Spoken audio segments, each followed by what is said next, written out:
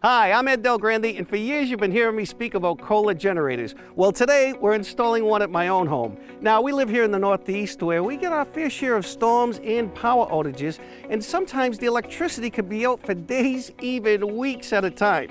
Now, recently, my wife and I finally finished the last addition to our home, so we're very excited because now's the time we get to install our Kohler generator.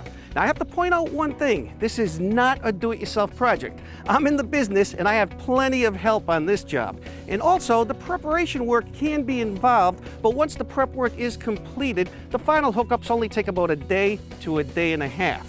Now, I'm right over here with Jay, and Jay, we have 3 steps left with the final completions. We have the gas line that has to be installed, the electrical, and of course, we start and test it. Now, you're at the transfer switch, which is part of the prep work. So, once the transfer switch is in, which could be the basement or outside like we have here, what's the next step? Well, what I'm doing right now is I'm actually pushing in the wires that'll lead from the transfer switch to the generator. What happens is, in case of a power outage, transfer switch will signal to the generator to start up, send electricity back to the transfer switch, and power your house again. And that's it. Well, it looks like the next stop is at the generator itself. The transfer switch is hooked up. Now it's time to connect the generator. Jay, what do we got going on here with all this wiring? Well, Ed, what we got here, these are your wires that came from your transfer switch.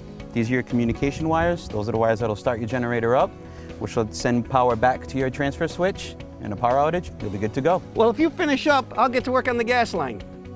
This generator can run on natural gas or propane. We have it set up for propane, but either way, Bob, what's next? Well, Ed, we're just making our final connection on the gas line here.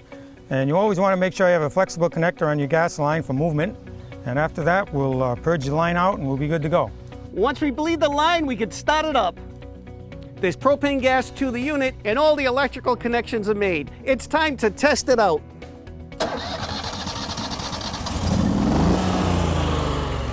That sounds good. Now my home and family will be automatically protected during the next storm. To find a certified Kohler dealer near you, please visit KohlerGenerators.com.